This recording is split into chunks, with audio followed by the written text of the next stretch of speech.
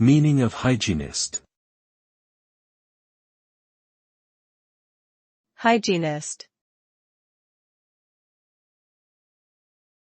Hygienist. Hygienist. Hygienist. A hygienist is a healthcare professional who specializes in the promotion and maintenance of oral health.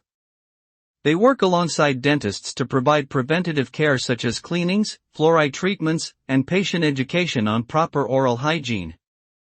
Hygienists also perform exams to detect any signs of gum disease, cavities, or other abnormalities that may require further treatment.